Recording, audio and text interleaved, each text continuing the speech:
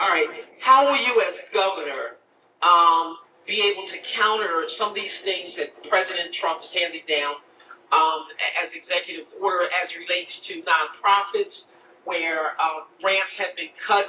They've already received contracts, and it's like, okay, well, you're not getting any more money, or some of those grants that are going to the colleges, to the schools, and those types of things. As governor, how will you be able to counter that?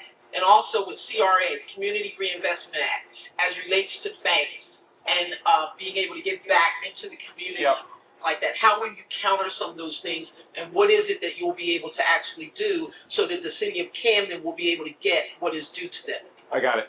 Okay. So it's nonprofits, it's Trump executive orders, and CRA. Let's talk about that. We're going to go in reverse order. We're going to talk about banking first, okay? And then we're going to talk about the nonprofits and then the executive orders last, okay? I said earlier about being a mayor and having experience on these sort of things is really, really important.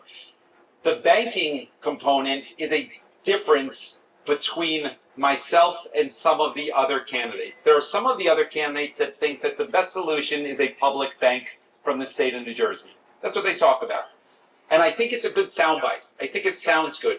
But Phil Murphy also ran on a public bank 8 years ago, and the reality is that there is no public bank because it is a very, very difficult thing to implement, and it's not realistic. And as I said to you earlier, I'm not in the business of saying things. Everything we say that I'm going to do, it's outlined, not the pie in the sky, it's the things that I know I can do, okay? Track record as mayor. In 2014, I got elected in 2013. In 2014, the biggest holder of our deposits in Jersey City, which is roughly $100 million per day. That covers payroll and different needs. It fluctuates around $100 million. Most of that was at Bank of America. Bank of America at the time said to us that they were closing some of the branches, all of the branches, as a matter of fact, on the south side of Jersey City, predominantly minority communities and poorer areas of the city, okay? And we thought it was inherently wrong for obvious reasons. And they spoke about things about safety, they spoke about things about business and concerns, and we thought it was wrong. We tried to lean back on Bank of America, and I quickly learned that our $100 million deposit meant very little to them because they were so big, and that the $100 million didn't move the needle.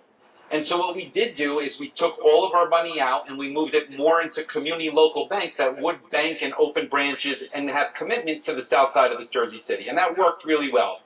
And I think that there's an opportunity to replicate more of that model at the state at a much larger scale.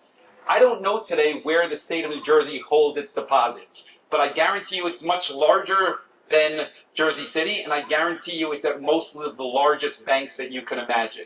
And I do think that those deposits are very crucial and more impactful for the smaller and mid-sized banks. And the biggest way to extract leverage to serve minority communities is using the tools that we have, which are predominantly the deposits, because they reload those things out and it creates this cycle of cash flow.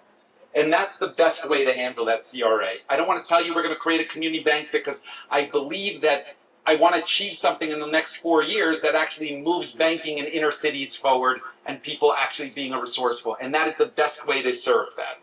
With regards to the nonprofits, I think there's two things that are different from the way we approach it. I particularly talk about the nonprofits with regards to diversification on some of the important ones. As a matter of fact, this young man over here opened my eyes to an issue at a meet and greet 6 or 7 months ago because we were talking about the reentry programs. And Jersey City has a very, very large reentry program that we started under Governor McGreevey. It was under our administration that we hired him, and then they built that out. And what they pointed out to me at a similar meet and greet is that most of the dollars around some of the nonprofits, around this in particular, go to large, like Jim McGreevey's, $20 million, and the local nonprofits get very, very little. I think on nonprofits in general, reallocation towards empowering more local community-oriented organizations, very, very important to get better mileage and better results.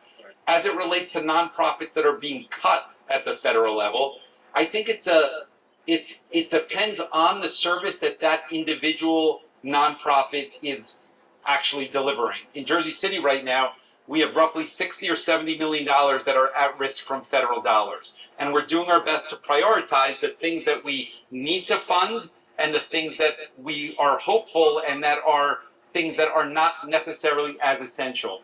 I would offer you that it depends on the specific nonprofit on how we reallocate dollars in this environment. I would say one final point, okay? With President Trump cutting Medicaid, potentially Social Security, all these things at risk, the thing that I talk about that's different than any of the other candidates, everybody gets up and says, we're going to fight Trump, we're going to fight, you've seen the commercials. And it doesn't mean much if you're not really talking about actionable steps that you're going to do, okay? There's a couple of things that you can do that are different. The first is that you have an attorney general today that has been at the forefront of litigation against the president, nationally recognized. I stand alone. He's not my friend. Most of the attorney generals are appointed by the governor, and they're friends of the governor, somebody the governor feels comfortable with. I don't know Matt Blackton particularly well, but I would give him the opportunity to stay because continuity from a litigation standpoint in this moment is very, very important to the state of New Jersey. And secondly, the governor deserves credit. When he came into office, there was a surplus of $500 million. It's a very small surplus relative to the size of the budget. And one of the things that Governor Murphy has done well is he's grown that surplus to $6 billion. He deserves credit for it. When Chris Christie, if you remember, we had credit rating downgrades almost every year because that surplus got smaller and smaller, and Governor Murphy has grown that. It's a good thing. However, in this moment in time where you have vulnerable communities and dollars at risk, and often it's life and death for certain people, some people rely on Medicaid, and that it's a difference of whether literally surviving or not surviving. And what I talk about is that the responsible thing as a governor to do would be to draw down on that surplus. You don't need it to get it to $500 million, but you should offset some of the losses of Medicaid to the most vulnerable communities to make sure that these people can live and survive in this point in time.